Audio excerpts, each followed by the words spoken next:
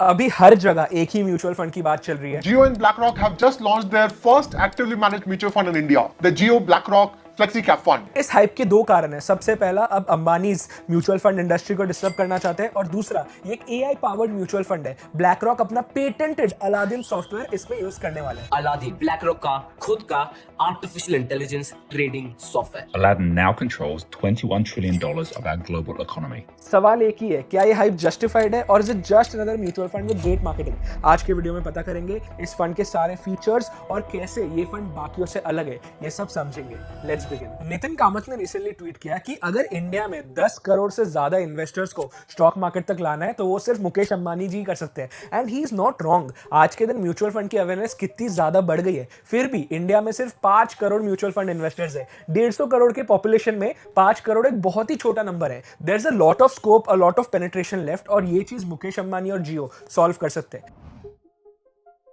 2024 में direct mutual funds की इतनी अवेयरनेस बढ़ गई है, फिर भी 58% of all the mutual funds AUM is in regular plans. ये इसीलिए क्योंकि ये जितने भी म्यूचुअल फंड कंपनीज हैं उनके पास खुद का रीच इतना बड़ा नहीं है, तो म्यूचुअल फंड डिस्ट्रीब्यूटर्स के थ्रू ही अपने फंड्स को और डिस्ट्रीब्यूट करते हैं। इससे होता यह है कि जो एक्सपेंस रेशियो है वो इन्वेस्टर्स के लिए ज्यादा हो जाता है और उनका नेट रिटर्न कम हो जाता है। यहीं पे जियो ब्लैक रॉक की एंट्री एक गेम चेंजर है। जियो ब्लैक रॉक को किसी भी डिस्ट्रीब्यूटर की जरूरत नहीं है। जियो से बड़ा डिस्ट्रीब्यूशन किसी भी इंडियन कंपनी का नहीं है। जियो हर इंडियन घर में, literally every third Indian has a Jio SIM card। इसीलिए जियो ने एक बहुत ही बोल्ड डिसीजन लिया। Jio BlackRock will not have any regular plans, तो इनके जितने भी म्यूचुअल फंड्स होंगे वो लो कॉस्ट और डायरेक्ट प्लान्स ही होंगे। इससे होगा ये कि बाकी म्यूचुअल फंड हाउसेस को भी अपना एक्सपेंस रेशियो कम करने का प्रेशर आएगा। अगर वो अपना एक्सपेंस रेशियो कम नहीं करेंगे तो अपना मार्केट शेयर लूज कर सकते हैं। तो नेट नेट रिटेल इन्वेस्टर का ही फायदा है। जैसे जियो के केस में जो डेटा का कॉस्ट है वो बहुत ही ज्यादा कम हो गया, ऐसे ही आगे जाके expense ratios in India can also go down. So this is a good thing।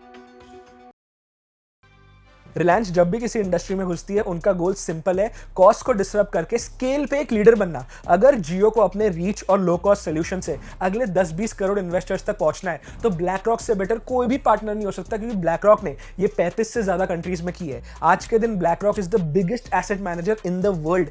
Black rock currently manages 12 trillion plus of assets. For context, आज के दिन इंडिया का जो जीडीपी है वो टोटल 4 ट्रिलियन है। ब्लैक रॉक का AUM हमारे जीडीपी से 3 गुना ज्यादा है। स्टैटिस्टिक्स वाइज जियो और ब्लैक रॉक की इस पार्टनरशिप का टाइमिंग एकदम ही परफेक्ट है, क्योंकि इंडिया में ना म्यूचुअल फंड्स अभी अंडर पेनिट्रेटेड है। यूएसए में अगर हम mutual fund AUM to GDP का रेशियो देखें तो 131% में, कनाडा में ये है 90%, वर्ल्ड एवरेज है 74%, लेकिन इंडिया में ये फिगर है सिर्फ 18%। मतलब भारत में म्यूचुअल फंड की कहानी अभी सिर्फ शुरू हुई है। हम सब शहरों में रह के ये सोचते हैं कि म्यूचुअल फंड्स तो इंडिया में ओवर पेनिट्रेट हो गया है, but that's not the case. अगर आप 30 बड़े सिटीज के बाहर जाओ तो अभी भी म्यूचुअल फंड एक एलियन टॉपिक है। उसको शायद जियो सॉल्व कर सकता है ब्लैक रॉक की इस पार्टनरशिप के साथ।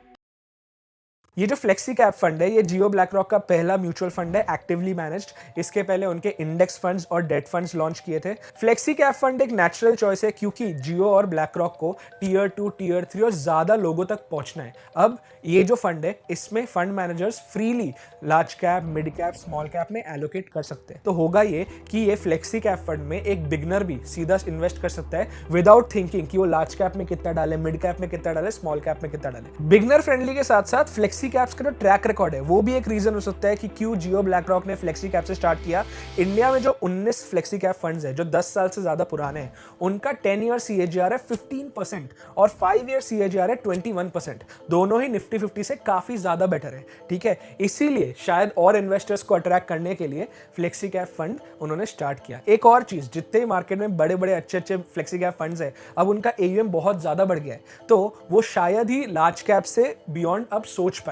इसीलिए एक नए फ्लेक्सी कैप फंड के पास वो एडवांटेज भी होता है कि हाँ, अब अगर लोग फ्लेक्सी कैप फंड ढूंढ रहे हैं और उनको पता है कि ये बाकी 2-3 फंड्स जो बड़े बड़े हैं वो लार्ज कैप में इन्वेस्ट कर पा रहे हैं, तो they might invest more in this. So that angle is also there with flexi cap fund. दोस्तों, अभी तक हमने 2 मैक्रो क्वेश्चंस आंसर किया कि क्यों जियो और black rock mutual fund industry में घुस रहे और क्यों उन्होंने फ्लेक्सी कैप फंड चुना। लेकिन तीसरा जो क्वेश्चन है वो सबसे ज्यादा इंपॉर्टेंट है कि इंडिया में आज 1000 से भी ज्यादा म्यूचुअल फंड्स है, उसमें क्या एक और म्यूचुअल फंड की जरूरत है? उसके लिए हमें Jio BlackRock flexi cap fund का जो प्रेजेंटेशन है उसे खोलना पड़ेगा।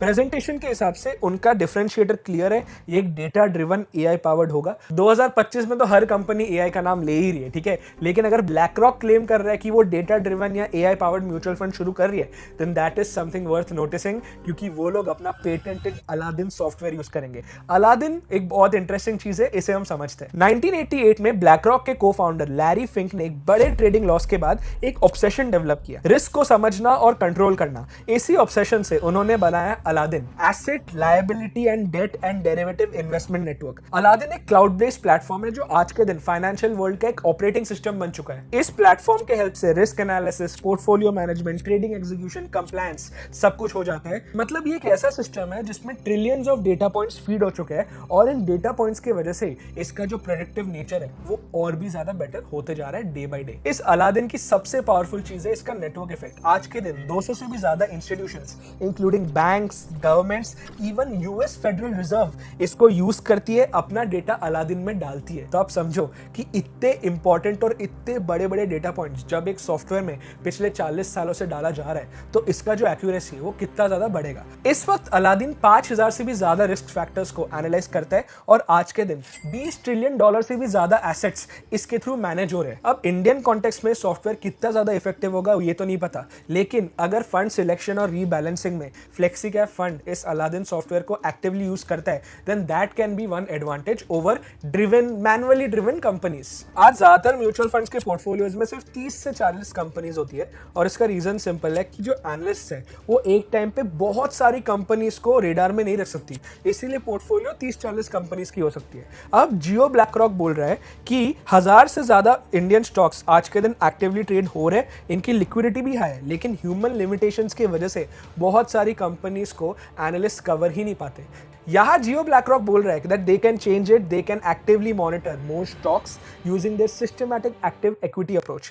SAE is basically a combination of human expertise plus machine learning. तो वो जो अलादीन टेक्नोलॉजी है उसको यूज करेंगे plus the expertise of their fund managers and analyst. Fund managers अपना रिसर्च और अपना जजमेंट लाते हैं और उसी के साथ जो मशीन है वो बहुत सारे डेटा पॉइंट्स को देखता है, जैसे कि यहाँ पे हम देख पा रहे हैं जियो location, search activity, consumer transactions, micro trends और ब्रोकर रिपोर्ट्स। इस डेटा के वजह से ये फंड अपेरेंटली 1000 से भी ज्यादा स्टॉक्स को हर दिन मॉनिटर कर पाएगा। So that is a very big claim. इस अप्रोच का रिजल्ट होगा एक बहुत बड़ा पोर्टफोलियो, करीब 120 से 150 कंपनीज। मैंने इस कंपनी के जो सीईओ उनका इंटरव्यू देखा जिसमें उन्होंने कहा कि इस फंड का ऑब्जेक्टिव ये नहीं है कि हर क्वार्टर में वो बाकी सारे फंड से ज्यादा रिटर्न्स लाए, नंबर 1 आए।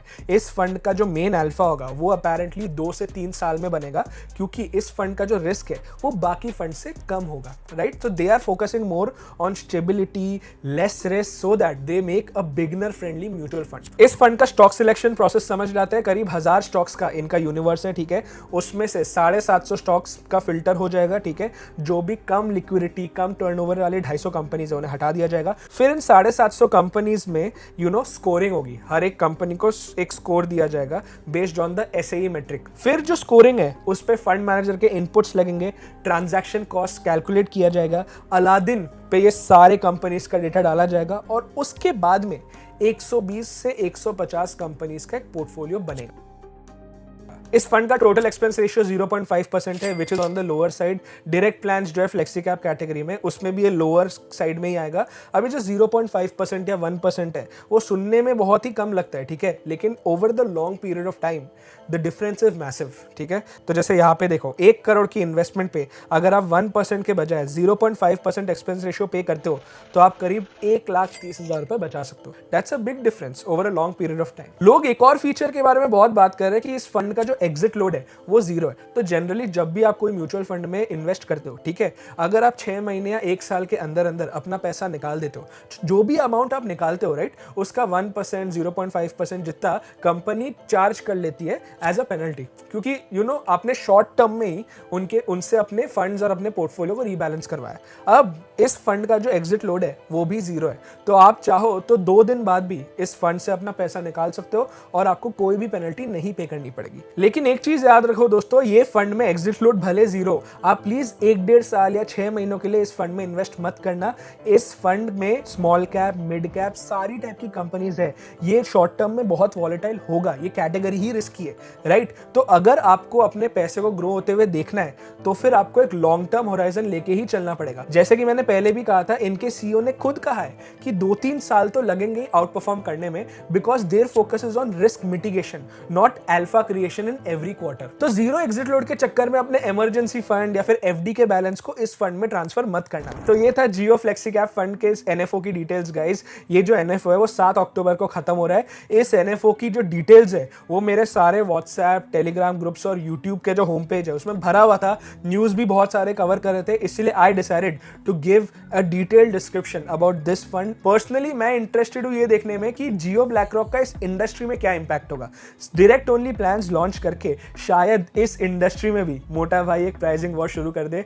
होपफुली नेट लास्ट में जो एक्सपेंस रेशियो है वो कम हो जाए और हमें जो नेट पॉजिटिव रिटर्न है वो और भी ज्यादा मिले। आज के लिए इतना ही दोस्तों। आई होप इस वीडियो से आपको फ्लेक्सी कैप फंड्स के बारे में ज्यादा इंफॉर्मेशन मिली हो। अगर आपने अभी तक वीडियो देखा है प्लीज लाइक बटन दबाओ, और अगर आप इस चैनल में नए हो please consider subscribing. Your love and support keeps us motivated. मेरा नाम है Anshuman Sharma, financial planner, wealth manager, and I will see you guys next time. Good bye.